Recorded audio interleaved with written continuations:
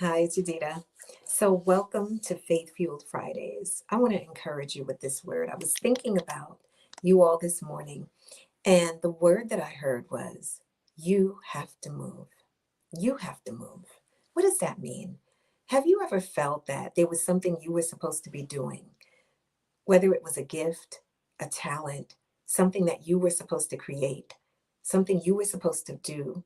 And instead of doing it, you kind of just thought about it and was like, I don't know, maybe I'm not supposed to, right? Maybe somebody else can do it better than I can. Maybe I need to wait. Maybe I'll do it next year. And then you turned around and you looked, and next year became another year, or that month or that week that you said, this is it. I'm going to do it. And you didn't. That's time. Time that, I want to say, time that is wasting. Don't let time be wasted in your life. We all have to do that. Sometimes it's because we're in this place, it's comfortable there. But in order, like someone said, and I don't know who said this, in order to get different results, you have to do something different. We all have to take that moment to step up. I love to talk about Peter too, right? To get out of the boat. The boat was comfortable. But wouldn't it be even better if you could actually walk on water, right? Because the Lord is there, that He'll keep you in the midst of that. And don't try to literally go walk on water. That's not what I mean.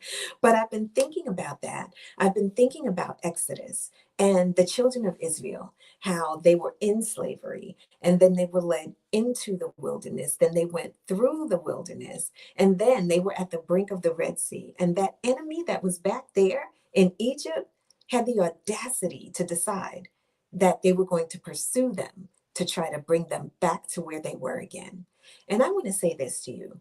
When the Lord is bringing you out of something, there may be someone who says, "Hey, we're going to pursue. Let me go get her. Let me go bring him back into this place of bondage when the Lord has already brought you out and set you free." And so you have to have that mindset that says, "Lord, I believe you. You brought me out of that Egypt situation. You gave me an Exodus. I am not going back."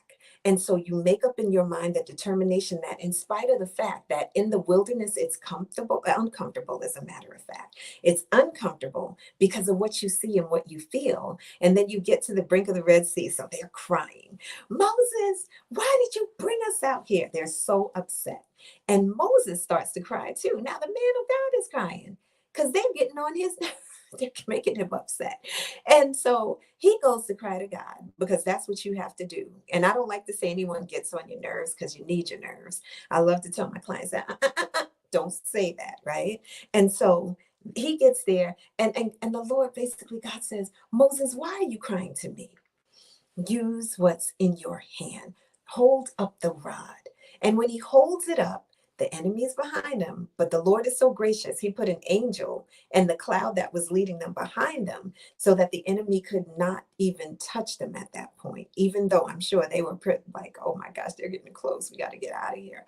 So he holds it up, and the Red Sea, the very thing that was supposed to consume them, actually becomes a way for them. It becomes a testimony as it becomes dry ground for them.